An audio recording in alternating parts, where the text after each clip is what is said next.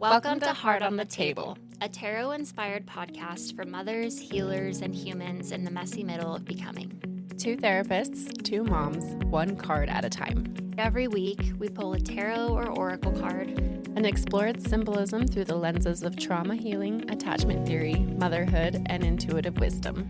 Together, we weave our clinical therapy knowledge with personal connections to motherhood, spirituality, magic, and womanhood. Reflecting on what it means to mother yourself and others across timelines, triggers, and transformations. I'm Bree Levitt, licensed clinical social worker. And I'm Miranda Peterson, licensed clinical social worker. It's part sacred space, part cozy couch chat. Expect laughter, insight, and a whole lot of heart.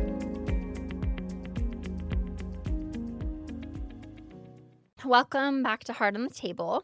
Today, we are going to be talking about synchronicities, and I'm really excited for this episode. We just kind of got this idea. How did we get this idea? I think it was when we were recording the Lovers episode. Yeah. I think you're right.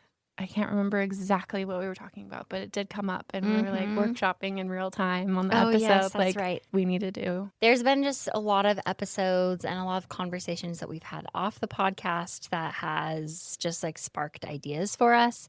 I think we're going to have our first guest on the podcast soon, hopefully this month. I'm excited to kind of start incorporating in a few more things. In some ways, it feels like I love talking about the tarot, and it's that's how we started this podcast. But in some ways, kind of incorporating other topics that we're both passionate about feels like more fresh and exciting and fun. Mm-hmm. I'm really excited for this episode. Yeah, and I think it goes a long ways to say what we've been talking about. Our vision of something can change. Yes. And it doesn't mean that we're going to keep sprinkling in episodes about the major arcana. Yep.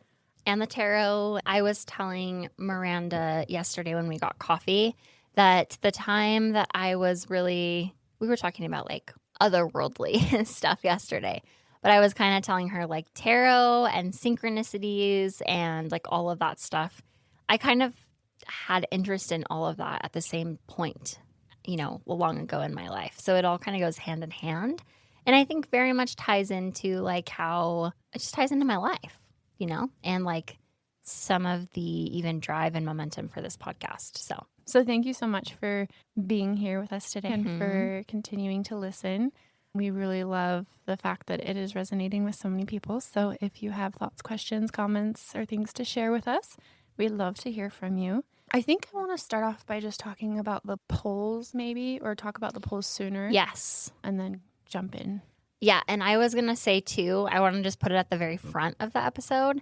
If you hear any story on this podcast that makes you think of your own story with synchronicities or symbols, I would love it if you wanted to share those on our Google form so that we could maybe share them on the next episode as a carryover. If we don't get any, that's okay. We're still growing this podcast. It's still a baby thing. So if you're motivated to open up our Google form and send us your story, it's on our Instagram, isn't it? It's under our linked Instagram links. It would be fun to have carryover just because I'm interested to hear what other synchronicities people have experienced in their life because I just think they're so fun. Mm-hmm. So, and I love to just the engagement, right, with our listeners, with you guys that, you might not be sitting here in this room with us as we record on Sundays, but we are definitely looking to build that community and hope to host in-person events in the new year. And again, just invite guests on to speak. So we're we really value what you have to say and appreciate anything that you're willing to share with us. Yep. Okay. Kick us off with our polls on synchronicities. Yes. Okay, so the first question was, have you ever experienced a coincidence that felt too perfect to ignore? 92% said yes, and it gave me chills. 8% said maybe, but I'm not sure what to make of it. And again, I think for these polls, we had about 14 to 16 on average responses. Mm-hmm. The next question was, when something lines up too perfectly, do you take it as a wink from the universe or pure coincidence? 50% said definitely something deeper. 33% said not sure, but I pay attention. And 17% said probably random. The next question was, how easy is it for you to trust the signs or symbols life shows you? 15% said I doubt them. 62% said I'm learning. And 23% said I fully trust them. That's interesting. Mm-hmm. And then the last one is, what's one synchronicity or sign that has felt like a message meant just for you? One was swans and sloths. Which I want to hear more about that. And I know who left that comment. So I need you, Jenny, isn't it? I need you, Jenny, to get on the Google form and to tell me about swans. And I'm very curious about sloths. Like, yes, I need to know more. Yes. I do need to know more. So Jenny, if you're listening, I need to know more about sloths in particular and how that's shown up in your life. Yeah. And then the other one was 11, Me. 11. Do you want to share? Or do you want to jump into that? I think we'll jump into that a little bit later. But I do want to say we have 16, like 14 to like how many people? 14 to 16. 14 to 16. And only one of you, because one of them was me, shared what your symbol or what your synchronicity is. And I'm just dying to know. I wish I could have 14 people in this room talking about synchronicities and symbolism because I'm just like, wait.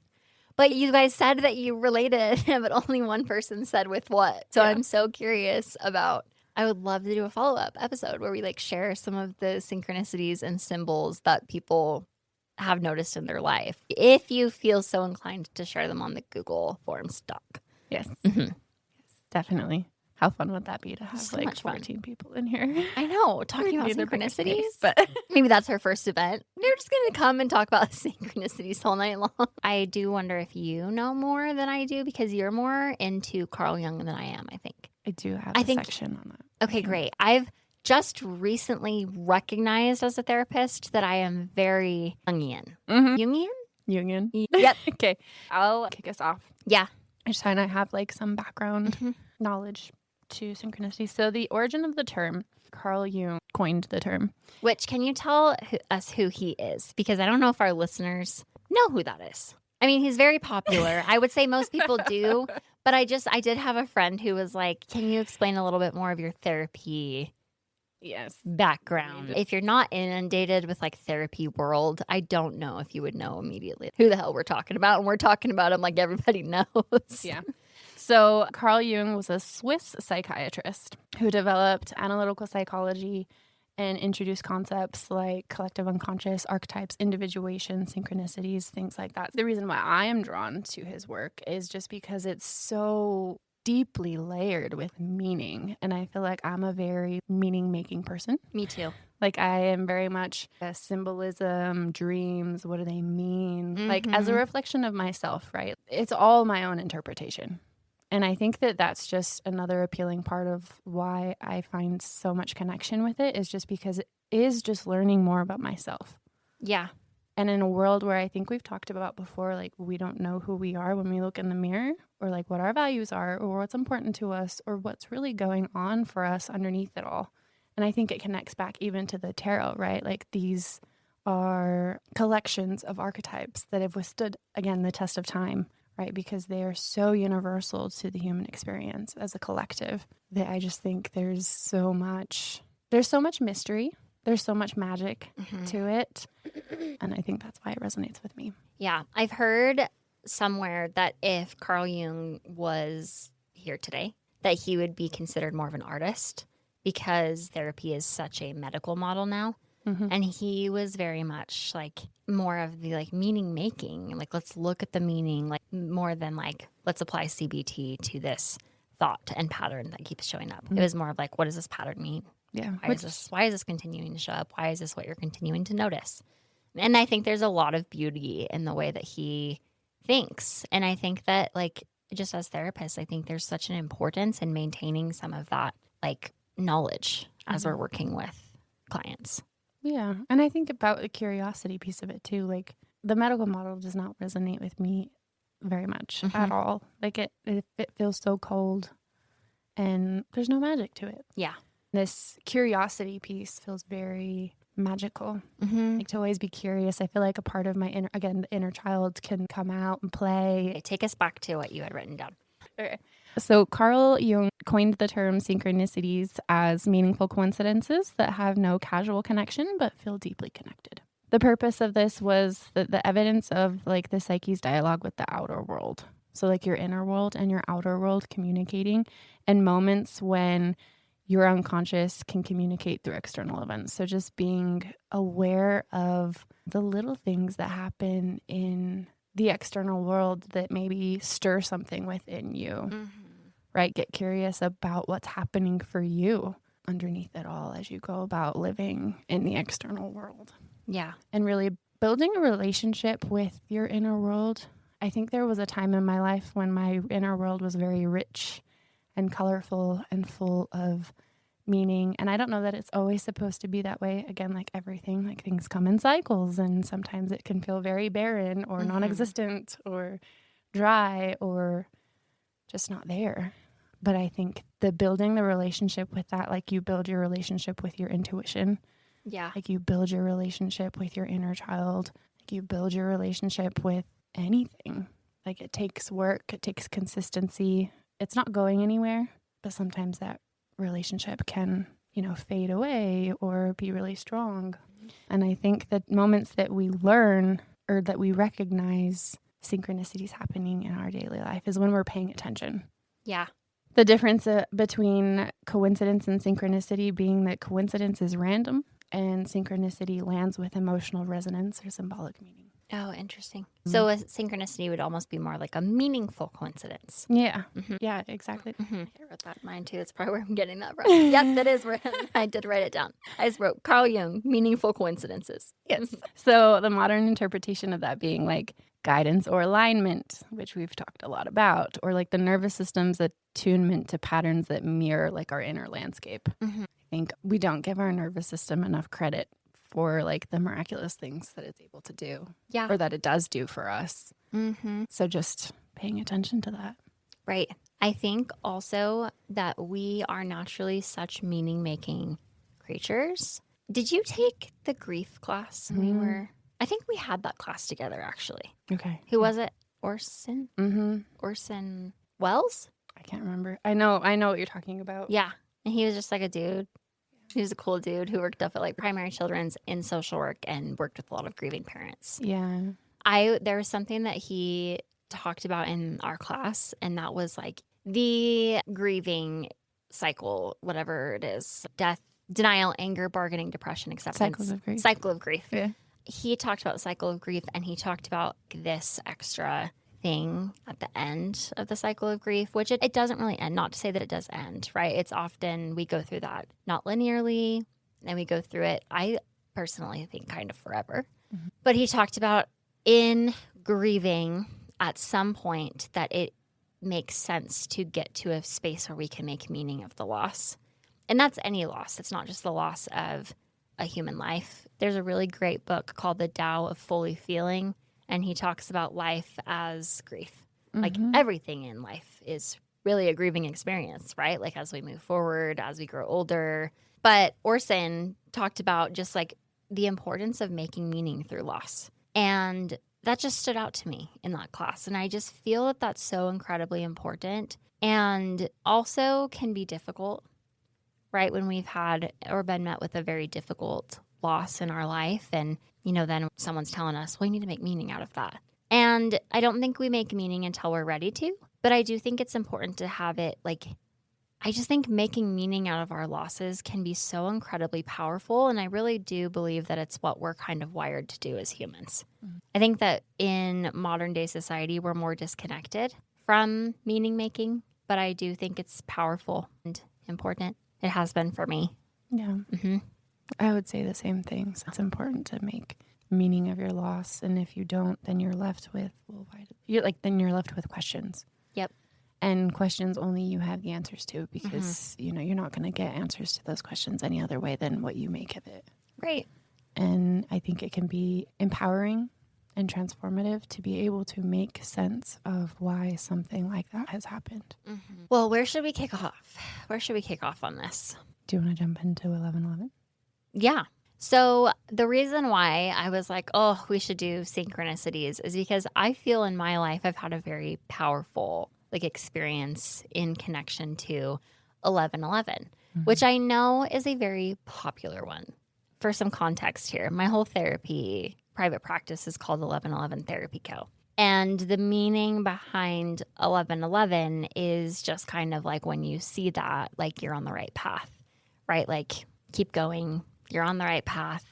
So I'm like, where do I even start? In my life, I have had so many friends with the birthday 1111.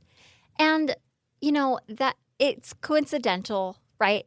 I make a more of a meaningful coincidence out of it. Like one of my first boyfriends, his birthday was November 11th. One of my best friends growing up in high school, her birthday was 11/11.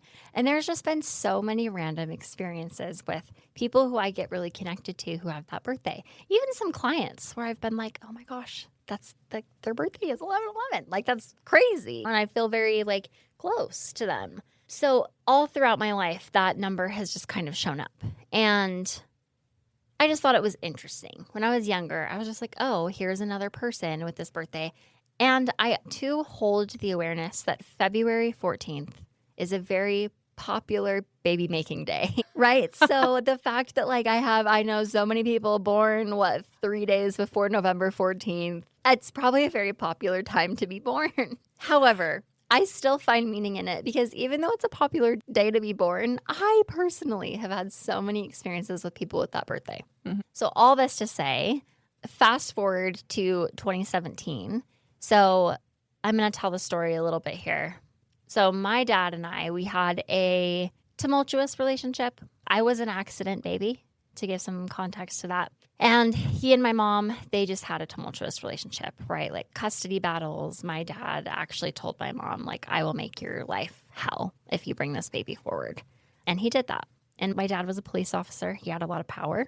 My mom was a waitress. So there was a very big power differential there, especially when it came to like being involved in the court system. Like my dad knew the people who, like the judge. And so my dad did that, right? And throughout my life, my dad was just a very emotionally distant man. Like he was an alcoholic. He was a police officer. He did all the things you could do in like that realm of work, like law enforcement. He was a state trooper. He did CSI, which I personally think really fucked him up just from some of the things that he had witnessed. So he lived in California. I moved to Utah when I was 9.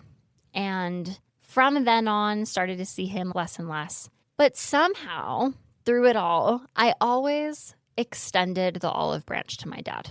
And I just knew that he had his own demons. And I did know that he loved me. I really do think that he tried his best. I don't think his best was good enough, but I do think that he genuinely was trying. But it just wasn't good enough.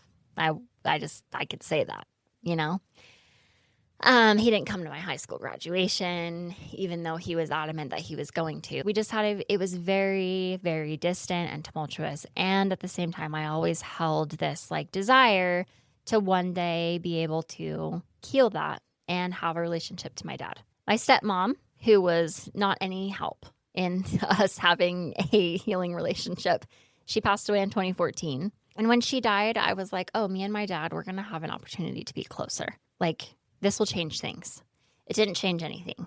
My dad kind of isolated, didn't ever come out to visit. Like he said, I'm going to come out, and he didn't. He would send me text messages where he'd be like, where the fuck you at, Brie? Like, you haven't, where you at? You're going to reach out to your dad? I'm like, dad, like you're the dad, Like, Mhm. So that is the extent. That is our relationship. So in 2017, a few years after my stepmom died, there were the wildfires in California that were like pretty bad. So that was, I think they started in like maybe the end of September. And my dad, his dog that was like his bestie, right, passed away in August. And I think my dad was very lonely. I know he was drinking a lot because when we went after his death, we went and cleaned up his house, his backyard. There was a whole mountain of beer cans that he would just throw over the fence to like some property. So like he was drinking, he was not healthy, he was a smoker. When the wildfires happened, I think he started to get stressed out. Like these fires were raging in Northern California, and they were, when I went after he died, like when I went down there, the houses just like a street over decimated, like gone, right? So my dad had been texting me all throughout October, like, I don't know what's going to happen. I think I'm going to have to evacuate. Like, this is so stressful, right? And he was very stressed. Well, all of a sudden, his health started to like rapidly decline. I don't even have the story straight because he was so in and out of the hospital at the end. I think it was like the end of October. He went in and then he wanted to get out and he was frustrated. And then my dad's toes started turning black and he ended up back in the hospital at the beginning or like early November. And I remember getting the call from his sister, my aunt, one morning. And she was like, it's not good. Like, he's on life support. And I had, it's getting me. I haven't talked about this in a minute. But I remember he had like left me a voicemail probably like a couple days before this happened. And in his voicemail, he said like, I love you, Brie. And I don't have a lot of recollection of my dad ever telling me he loved me. So like, again, he was really trying his best. I know that. And his best sucked. But when I found out he was on life support, I was like, I want to go be there. And again, like I just saw my dad, like, so I was like, I'm going to go be there. I want to be there. I want to say goodbye. So I was in a relationship. It just we weren't meant to be together, right? We were on two different pages in life. I think that he's a good person. I just don't think that we were meant to be, right? Mm-hmm. Anyway, we ended up driving to California and I remember like we arrived and I just remember feeling very, like I just felt like the California air, like the air of the coast is what I would call it.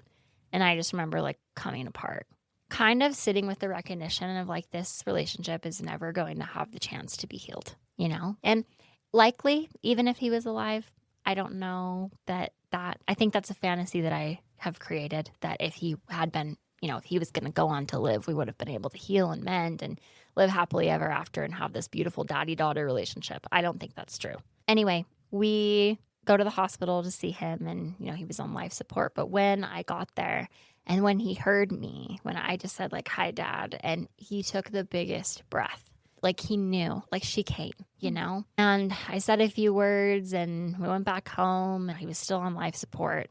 And I think it was the next morning, 11/11, when me and my boyfriend at the time were out and about doing some errands in California. My uncle called me and was like, Brie, it's happening. So if you want to get to the hospital. And I did. And I went and I held my dad's hand. And, for someone who wasn't even there for my birth, like I showed up for his death and held his hand on his way out. And again, like that was important to me to do. So I was there with him when he passed, but he passed on 11/11, which I at the time clocked. And I was like, that is just interesting. Mm-hmm. It's also interesting because that's like, I think it's Veterans Day. You would know. Yes, it's Veterans Day. And my dad I don't think my dad was ever like, I think he may have did a very brief stint in the military. But my dad donated to the Purple Heart Fund. Like he was very passionate about that, right? So I was kind of like, that's interesting that he died on this day for him. Like he'd be like, oh, that's kind of cool, Mm. But for me, I was like, interesting. So after his death, this is a long story. Hope this is fine. This is fine, great. Right? Yeah. Fine. I mean, this is my synchronicity. So yes. So after he died, right, like my life completely changed. And there was a song that we were listening to in the hospital. That song is The Sound of Silence, but it's Disturbed's rendition of that song. And me and my uncle were listening to it because my dad had sent it to us via Facebook Messenger. And that's what my dad would do. He would send a song and be like, listen to this, Brie. Like, listen to the words. And we were sitting there after he had died listening to that song and we were just bawling. And I was like, no wonder my dad resonated with this song. Like, it's a sad song, But I mean, in the song, like, it's like something, cancer grows. My dad's, I don't know if he necessarily had an autopsy, but they attributed his death to lung cancer. So he didn't know that he had it, but after they were doing testing, and that was kind of the conclusion that they drew, is that he did die. No, sorry, liver cancer. Smoker, drinker, and like I can't get it right, but it was liver cancer or liver failure. Fuck, one of those. Anyway, so we were listening to that song, Disturbed, Sound of Silence, and that's another interesting synchronicity that I just remembered. Yeah. All the while this is happening, I get back to Utah and I'm kind of recognizing at the time, like me and this boyfriend, it's not going anywhere. And I think we both knew that. And time goes on, we break up and I start kind of hanging out with my now husband. And one of the very first times that we ever hung out, we were with one of my dear friends and Tori, my husband. And Tori's phone goes off and it's disturbed sound of silence that's set as his ringtone. I just got chills. For his dad specifically. What? So his phone is ringing and it says Oh my dad God. and it's playing Sound of Silence by Disturbed. And me and my friend Jeff look at each other and Jeff is just like, that is a synchronicity, because Jeff knew. In fact, Jeff, being Jeff, was like, synchronicity. And I was like, that's fucking weird. Wow. So, and that's like, it's a popular song. It comes on the radio here and there, but I wouldn't say it's like a hit on the radio, you know? So anyway, that was really weird. And then I think it was my first birthday after he passed. We were driving home from where we had my birthday party at, but we were in the car and the song came on my birthday on the radio. And I fell apart. Like, I just fell apart because I was like, I feel like that's my dad, like telling me happy birthday, you know, like this song is coming on. And I feel very attached to him through that song. So that's my one synchronicity. Come back to 11:11 in a second. But even on our wedding day, that song, the one time I sent Tori out to get us all Chick-fil-A when we were all getting ready, because we got married during COVID. It was like small, shut down. We were hungry. I was like, can you please go get us Chick-fil-A? And he got in the car and Sound of Silence was on the radio. The one time that he gets in the car on the wedding day, like, it just felt so, it's the meaningful coincidence. Like, that song, I only run into it when I need to hear it.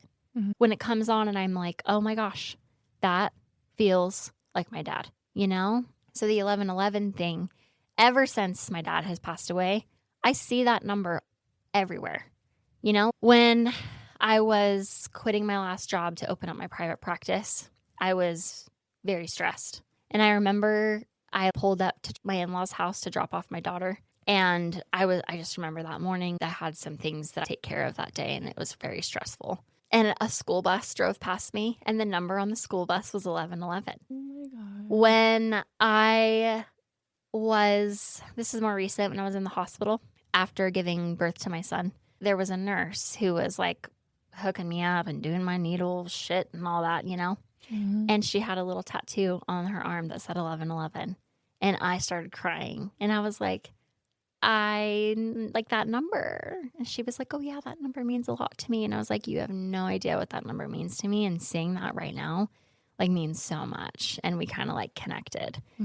But through all of this, when I was like, what am I going to name my practice? You know, I was trying out all sorts of different things. And then I was like, I think I have to name it 11:11, because I don't think that I would be where I'm at in my life. Like, you know, my dad dying was very, very sad and very tragic. And there's so many things that he's missed, and I wish he could be here for them. And he's not. And that's the reality. But like, I do feel this connection that our relationship now with him passing is stronger than it ever could have been with him here. Because now the relationship is like completely on my terms. And I think that that feels better than consistently being let down and disappointed by my dad. But like, knowing that I feel like he's shown up for me more in his death than he ever did in life, which is sad.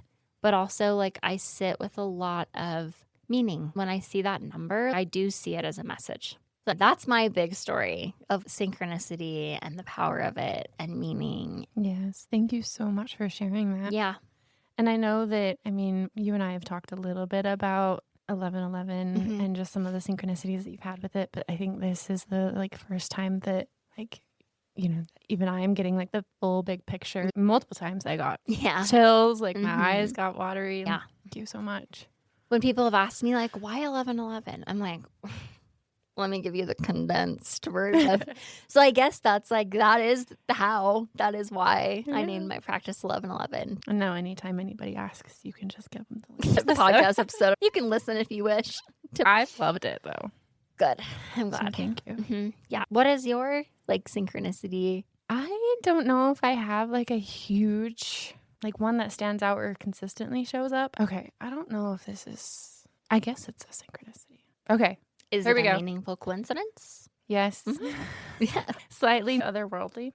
This one just popped into my brain. Like, this was not one that I was thinking about but it is prominent. The song is such a huge part of that story, and I completely forgot about it until I was telling the story. Really? Yeah, the song, that's like 11:11's big. But then the song, I was like, oh my God. And I knew when I was taking journal notes, I was like, it'll just come to me as I'm talking about it. Yeah. Just the best way, I think. Yep. I mean, no sense in trying to overplan for this. Yeah.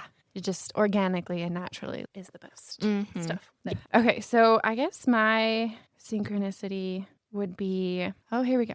Yeah. When I was born, it was very traumatic. I've been waiting for this story. Oh my God. Okay. When I was born, it was a very traumatic birth. I don't remember it. I'm sure my body does in some ways. But what I know is just from what I've been told. Mm-hmm. I'll get to there. This carries on to me being able to remember parts of the synchronicity. Again, this is going to feel kind of otherworldly and magical, but I think synchronicities are. So when I was born, they were not sure that I was going to make it. Mm-hmm. They took me, I was my mom's firstborn. And Mom, if you're listening to this, I love you. This is going to be hard for her to listen to. Yeah. So they didn't think I was going to make it. They took me away. She didn't get to see me. She didn't know what I looked like. We were actually going through some old baby things, like maybe when I was 15, 16, 17. And I came across a letter that she had written me in those first 4, I don't know how many hours it was that she hadn't seen me. But she was like, I know I had a baby. Yeah. She's like, and I don't know where my baby is. And like, knowing what birth is like, I could not imagine going through that. Oh my gosh, yeah. How many weeks were you? I was early by a couple weeks. You mean like me being born? Yeah, I think I was born like 3 weeks early. Okay. Maybe. It's not like super early. Maybe 2 weeks. Yeah. Mm-hmm. Just a couple weeks. I could go into what happened. I guess how it happened was just that there was so much amniotic fluid that when they popped her water, I fell and hit her pelvis and caused some injury and was stuck like that for hours until I arrived. And also had the umbilical cord wrapped around my neck, which I hear is a very common thing. It only added to the complication. It was something that came up in my own birth, and I could recognize the body, body keeps the score, just all of the stuff coming up in my own body with that. But we'd come across a letter that she had written me, and I'd only seen that letter once. That was the only time I've seen that letter. She probably still has it somewhere, and she's probably keeping it forever. Yeah. But she wrote a letter about not being able to see me for hours after I was born. She didn't know what I looked like. A nurse came in and told her, like, have you seen your baby yet? And at this point, it was like 2 or 3 in the morning. Like, everyone had gone home. Everyone that was there to support her had gone home. She was just alone. And she's like, no, I don't know where my baby is. I don't know if she's okay. The nurse had taken her to go see me in the NICU, hooked up to all of these cords, all of these wires, all of these IVs. Yeah. The whole thing. So fragile. Like, she knew that I was hers because I had curly hair. She's like, that's my baby. Her first experience with childbirth, and they told her that I was going to have all sorts of complications, all sorts of learning disabilities, all sorts of physical disabilities. I think it was my great-grandfather that gave her a bottle of, it's just a little vial, probably like 1.5 inches big, of St. Padre Pio oil that had been blessed. I mean, in the Catholic tradition, like, you can go and get rosaries or things or, items of importance, but to then have them blessed by like a priest is what makes them like sacred. So she had this vial of St. Padre Pio oil. I believe my great-grandfather gave it to her grandpa. They would put that oil like on my forehead, on my chest, on my body, like every single day. And St. Padre Pio, he is a saint, a patron saint of healing. And so he's always been important. Back when I was talking about like my experience with religion and the saints and their stories, he was one of my most favorite ones. For obvious reasons. Yeah. He's like so a part of my story.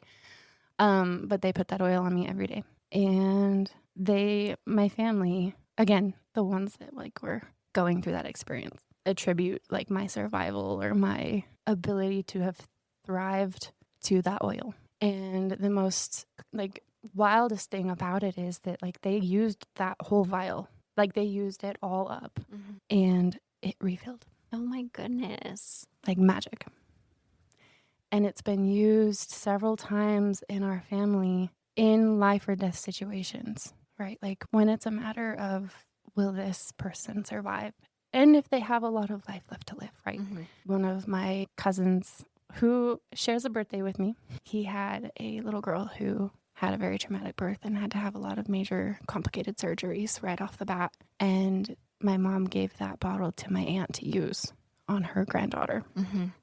And she used it. Like, I remember my mom telling me, my aunt came back and was like, I'm so sorry. She knows how much this bottle of oil means to my mom. And she's like, it's gone. I used it all. And my mom would be like, that's okay. It's going to do what it's meant to do. Yeah. And it refilled. I think each time, though, it's not refilled as much. Mm-hmm. Like, it does get less and less. It must have some incredible magical healing properties. Like, Yeah. I just don't know any other way to explain that. Yeah. Mm-hmm. So this bottle of oil for me and my family has been the biggest synchronicity of them all, I think. Yeah. I don't think about it all the time, but it just came to me as you asked what mine was. Mm-hmm. Yeah, she still has it. When my great-grandfather passed away, I think it was 2018, he was 101. I lived independently his whole time. He had home health at the end. My Nana had given me a little, I don't know how to describe it, but it's like a tiny little card Mm-hmm. of like St. Padre Pio with a prayer on the back that I'd had for years. I can't remember when I got it from her, but I put that in his breast pocket and sent that with him as a thank you, for the role that he played Yeah. in my life. And it came back to me. Like, I think my Nana was there when I did it, and she went and got me a new one Mm-hmm. that I have by my bedside table. I love that. So like the magic behind it, or the story Yeah. behind some of these saints, like that's what's meaningful to me. Well, absolutely. Given that story. Mm-hmm. Yeah, I could talk about this stuff. I'm just like, I've got even more stuff just coming up. I'm like, I can keep going and going. You talking about the saints reminds me. So my grandmother on my dad's side was Catholic. So when my dad died, I took like some of his things, for like his wallet that he had with him when he went to the hospital for the last time, Mm-hmm. And I just had that wallet.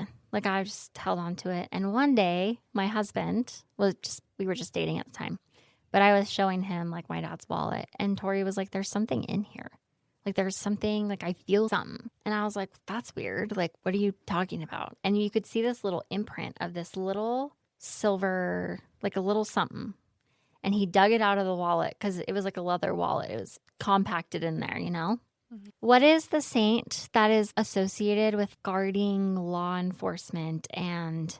St. Michael the Archangel? Yes. Mm-hmm. So there was a little like silver thing that my grandma had got to him many, many, many years ago. My dad was involved in an officer-involved shooting when I think I was we hadn't moved to Utah yet, so I was probably like 7. And when I told my grandma that we pulled this little, like a little charm, we pulled it out of his wallet, she was like, oh my gosh. She's like, I actually gave that to him like forever ago as like a gift, right? Because he was an officer.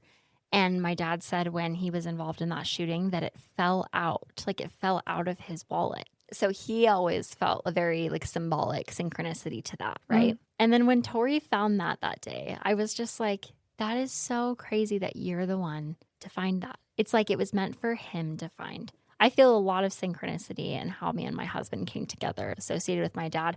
Tori's a huge Cowboys fan. My dad was a huge Cowboys fan. Like, it's just so funny. But yeah, I have it on a necklace now. Tori got it on a nice gold, like white gold chain for me. So I wear it sometimes.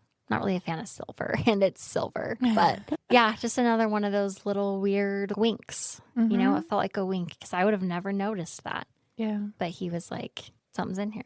Wow. So weird. Mm-hmm. That's crazy. Just like I don't know how else you explain things like that. Again, I guess you're making meaning of it.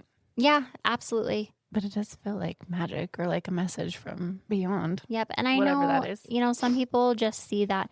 My husband is he thinks the song is weird. And he's very like, it's probably just coincidence kind of guy, The song, The Sound of Silence, the way that comes on, he's like, that is bizarre.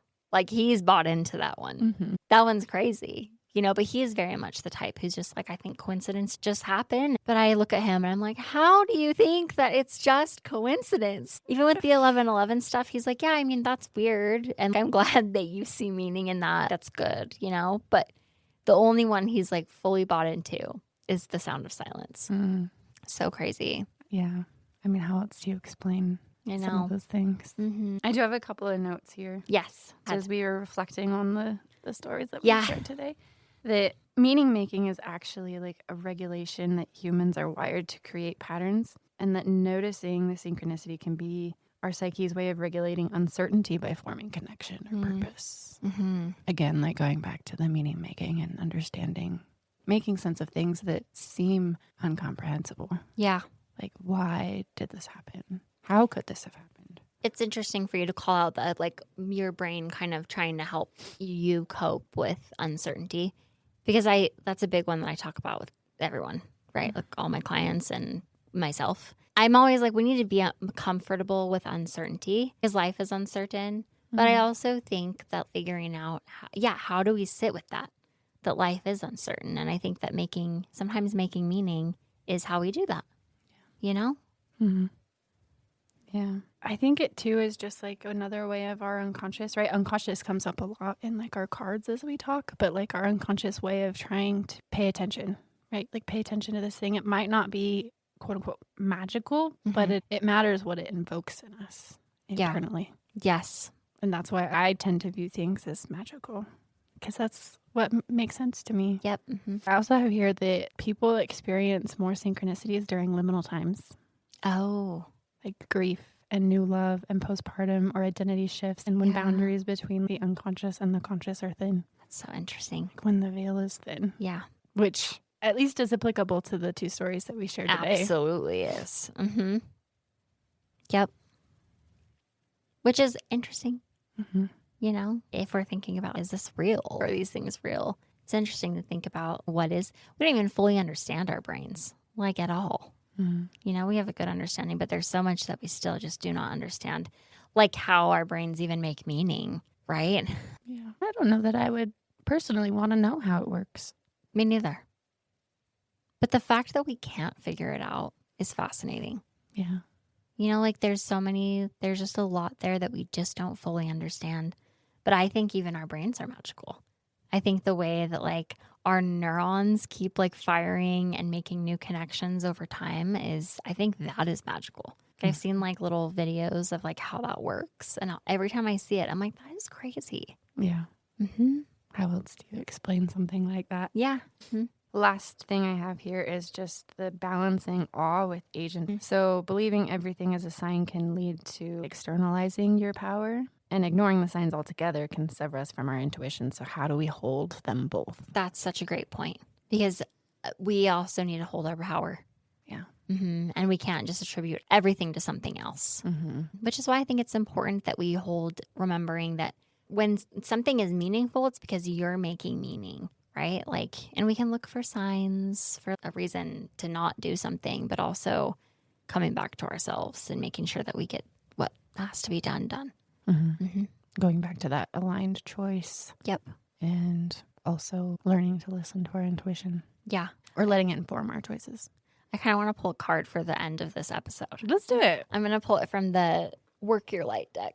The one that started it all. The one that started it all. The one that I just love. Feel very connected to this deck. Every time I pull cards for clients, it just feels like it resonates so much. So like me and clients often are like, that's literally our session whenever I pull a card. And do you pull them at the end of session? Mm-hmm. And if I forget, I have some clients that are like, not leave until I pull my card, which I love. Oh, okay, that's interesting. That one came out. Just say yes. I love the fact that it's the three-faced goddesses. Yeah, I'm just going to split the deck 3 times. We had a card fall out, and it's the yes card. It says just say yes. And I know that the book for this, it literally just says yes, yes, yes, yes, yes, over and over and over again. Oh, soul family, call in your tribe. You don't have to do it alone. Which I just love for like the purpose of sharing our stories on the podcast. And so I am going to read what that card means from this deck, the Work Your Light deck from Rebecca Campbell. It says, it's time to call in your soul family and support team, people who get you at soul level, people who are the same kind of weird as you, people who are your chosen family. They are coming and they are looking for you. If you haven't found them yet, this is a sign that they are close by, but in order for them to find you and recognize you when they do, it is important that you stop dimming your light and truly let yourself be seen. If you have already found them, then you are being called to let them support you and perhaps also assemble a wider support team. Your support team can consist of all types of people, such as a therapist, coach, mentor, or healer. Tune in to what kind of support you need now. I love that. I love that too. And I think the sentence of just like, don't dim your light and truly let yourself be seen connects for me because I'm constantly kind of asking myself, is this too much? Should I be sharing this on this podcast? It's not uncommon today for therapists to be sharing a little bit more vulnerable. And I keep trying to remember I'm a human first. I'm a therapist second. Like, I want to share some of my more vulnerable stuff on this podcast. So I think we talked a little bit about, I felt the same way. Yeah. I would go back and re-listen to the episodes right before they post. And I'm like, should I have said that? I know. But, But I think we're just showing up as human. And I think that's an important thing for me. I want to do that. And this podcast isn't necessarily like an educational podcast. Like it's exploration, it's curiosity, it's connection. I kind of think if we're asking people to come share their stories on our podcast, that I too want to set the tone here and also practice being vulnerable. Same. I love that. This feels good. Yeah. I'm excited for this one. Me too. Okay. Thank you so much for listening. If you enjoyed, don't forget to give us a review so that other people can find our podcast. We're excited. We kind of talked about how we're going to have our first guest soon, hoping to release that this month for Preemie Awareness Month is the month of November. We have somebody who has quite the story, and I would love for her to get on here and share it with us. Yes. We look forward to more soon. Thank you so much for joining us. If you have any questions, comments, feedback, or just things that you'd like to share, please check out our Google form linked in our Instagram bio. We'd love to hear from you, and we appreciate you all so much. So thank you for taking a seat at our table. Bye. Thank you so much for joining us in today's conversation. We hope this space offered you a spark of meaning, a reminder of your own strength, or simply the comfort of knowing you're not alone in the messy middle of becoming. If you enjoyed this episode, we'd love for you to share it with a friend, subscribe, or leave us a review. It helps this little community grow. You can also find us on Instagram and TikTok at Heart on the Table Pod, where we share more reflections, tarot pulls, and behind-the-scenes glimpses of the podcast. Until next time, may you keep noticing the magic woven into your everyday life. Please remember, while we are both licensed clinicians, this podcast is not therapy and does not create a therapeutic relationship. The conversations here are for educational and reflective purposes only. If you are seeking mental health support, we encourage you to connect with a licensed provider in your area. Thanks for listening.